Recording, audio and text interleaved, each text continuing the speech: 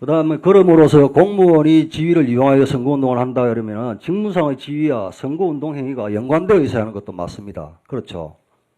그렇습니다.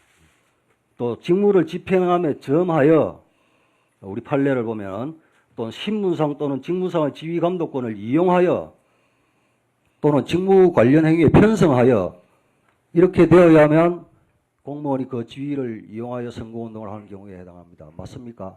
판례가 그렇게 해석을 하고 있습니다. 그렇죠. 자, 그렇다면 우리 국정원 심리전단 직원들이 공무원의 지위를 이용했습니까? 그 부분까지가 검찰의 판단인데 그런 부분들이 기소가 돼서 지금 재판 중에 있습니다. 장관님, 오유를 비롯해서 이 사이트들은 전부 비실명 사이트입니다. 수사 과정에서 심리전단 직원들이 과연 댓글을 올리고 클릭을 했는지 그게 엄청난 노력이 들어간 수사 아닙니까? 수사기관에서도 확인하기 어려운데 그런 아이디로 그 클릭하고 댓글을 달았다는 건데 이게 공무원 지위 이용한 건 맞습니까? 여러 가지 해석이 있을 수 있겠습니다만 검찰이 종합적으로 판단해서 결정을 한 것으로 알고 있습니다. 공무원의 지위를 이용한다 그러면은 선거인 즉 유권자가 그 의사표시를 하는 사람이 공무원이라는 걸 인식해야 됩니까? 안 해야 됩니까? 그럴 수 있는 경우가 많겠지만은 인식의 정도의 차이가 있을 수 있을 것 같습니다. 그러니까 비실명 사이트에서 심리전단 직원들이 한 게 그게 우리 국민들이 그 사람이 이 클릭한 사람이 공무원이다. 이 댓글 단 사람이 공무원이다. 알 수 있습니까? 알 수 있습니까? 없습니까? 뭐 대부분의 경우는 알기 어렵다고 보여집니다. 다음. 따라서 심리전단 직원이 비실명 사이트에서 공무원 신분을 밝히거나 지위를 이용한 사실이 전혀 없습니다. 그렇다면 공무원이 그 지위를 이용하여 이 부분은 성립되지 않는다. 어떻습니까, 장관님? 그 직위를 이용한다는 형태가 다양하기 때문에 그런 점들까지 여러 가지 종합적으로 판단을 해서 검찰이 결정을 내린 것으로 지금 이 내용들은 알고 있습니다. 지금 이 내용들은 검찰에서 지침서로 공직선거법 위반 사범 그 적용해서 지침서로 사용하고 있는 공직선거법 해설서에서 나온 이야기들입니다. 예. 검찰이 교본으로 삼고 있는 책에 나오는 그 이야기를 제가 하고 있는 겁니다. 다음. 선거운동이라는 규정에 있어서 선거운동이 아닌 경우에 선거에 관한 단순한 의견 개진, 의사표시는 선거운동으로 볼 수 없다고 되어 있습니다. 자, 어떻습니까? 익명의 비실명 사이트에 들어가지고 추천, 반대, 찬성, 클릭한 게 그게 단순한 의사표시 의견 개진을 벗어난 것입니까? 하나하나의 행위들을 보면 여러 가지 의견이 있겠습니다만은 그런 것들을 종합적으로 판단해서 검토를 해야 될 것으로 생각을 합니다. 선거법 해설서에는 이렇게 나와 있습니다. 선거운동이 아닌 행위로 특정 정당 또는 그 정당 정책, 특정 후보자 또는 그의 정견 정책에 관하여 좋고, 나쁨, 찬성, 반대 등 자신의 생각을 말하는 단순한 의견 개진은 선거운동이 아니다. 맞습니까? 단순한 의견 개진은 선거운동에 해당하지 않는 것으로 그렇게 판단되고 있습니다. 공소사실에 적시된 73개의 댓글, 그게 의견 개진입니까? 뭡니까? 공소사실에는 여러 가지 그 행위들이 기재가 되어 있는 것으로 알고 있습니다. 대부분이 NLL 문제라든지 이런 데 대해서 한 개인이 비실명 사이트에서 익명으로 의견 개진하는 것에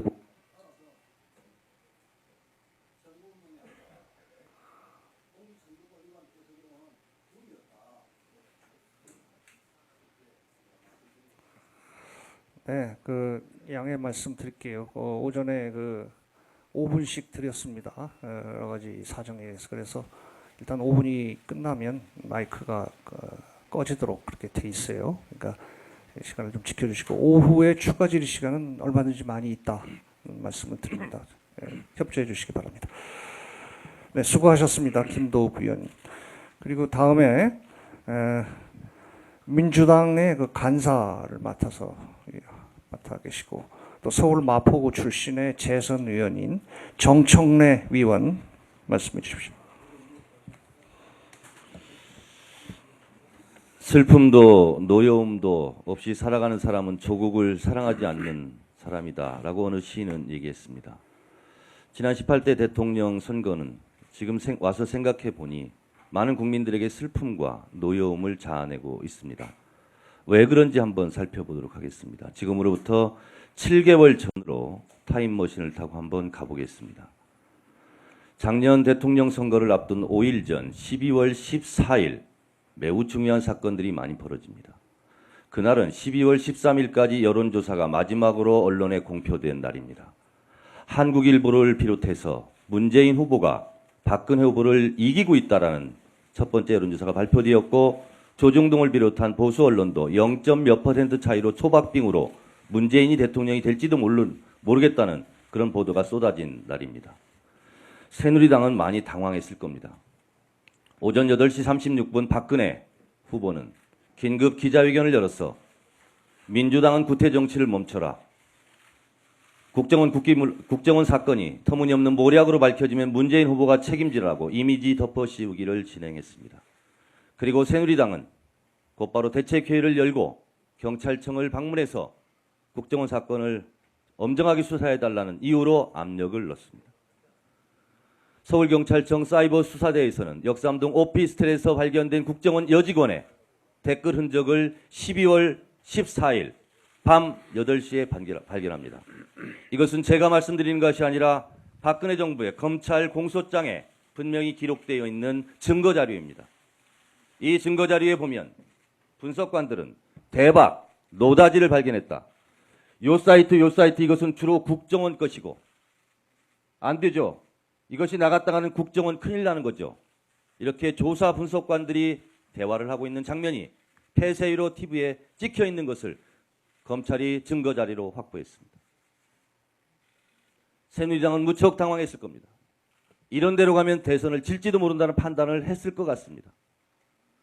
그래서 급기야 그날 12월 14일 부산 서면 유세에서 박근혜 선대의 최고 실세였던 김무성 총괄본부장이 남북 정상회담 대화록을 무단으로 유출해서 기밀을 누설합니다.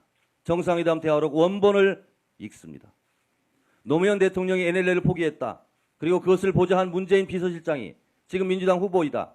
이런 사람이 대통령이 되면 되겠는가 하고 흐느끼면서 읽었다고 그럽니다. 그리고 15일 그 다음 날 서울경찰청 김용판 전 청장은 수사부장, 수사과장, 수사 2계장을 불러서 이것이 밖으로 나가면 큰일 나니 절대로 이것은 수서경찰서에 보내지 마라. 그리고 그것은 컴퓨터로 보고하지 마라. 컴퓨터로 보고하면 나중에 흔적이 남아서 검찰이 수사를 받을지 모르니 손으로 써서 종이로 나한테 보고하라고 얘기합니다. 그리고 그 댓글 흔적은 삭제됩니다. 그리고 수서경찰서에는 발견된 아이디, 닉네임 40개를 보내지 않습니다. 수서경찰서 권은희 과장은 계속 그것을 달라고 요구합니다. 그리고 그것이 대선이 끝난 다음에 줍니다. 그리고 12월 16일 아마 새누리당이 경찰 수사 결과 발표 내용을 알았는지 김무성 총괄본부장이 낮 점심 오찬에서 기자회견에서 오늘 중으로 수사 결과 발표가 있을 것 같다는 뉘앙스로 얘기합니다. 그리고 3차 TV 토론이 벌어집니다. 3차 TV 토론은 문재인 후보가 압승을 했습니다. 그리고 TV 토론 평가에 대한 토론에서 새누리당 박선규 대변인은 10시 40분, 오늘이 1시간 20분밖에 남지 않은 상황에서 오늘 중으로 수사 발표가 있을 거라고 얘기합니다. 그리고 20분 후 11시 경찰 창설 이래 최초로 처음으로 일요일 밤 11시에 국정원 댓글 흔적 없다라고 발표합니다. 이것을 검찰 공소장에서는 허위 수사 발표를 함으로써 대선에 악영향을 주려 했기 때문에 김용판 전 청장을 선거법 위반으로 기소한다고 말했습니다. 장관, 12월 16일 날 지금 검찰 공소장에 있는 대로 댓글 흔적이 있었고 국정원이 대선에 조직적 불법적으로 개입했다라고 만약에 수사 결과를 발표했다면 대선 결과는 달라지지 않았을까요? 답변하십시오. 전제로 하신 질문에 대해서는 제가 답변하기 어렵습니다. 그리고 박근혜 후보는 곳곳에 다니면서 국정원 여직원이 무죄라고 주장합니다. 장관, 조직폭력배 수괴가 범죄를 지시했다면 행동대장도 기소돼야 되는 거 맞지 않습니까? 검찰에서는 그렇게 수사합니까? 답변하십시오. 원세훈 원장만 기소하고 다른 직원들을 왜 불기소했습니까? 검찰에서 그 여러 가지 정상관계, 범행 동기, 내부 조직 특성 이런 것들을 감안해서 주문을 결정한 것으로 알고 있습니다.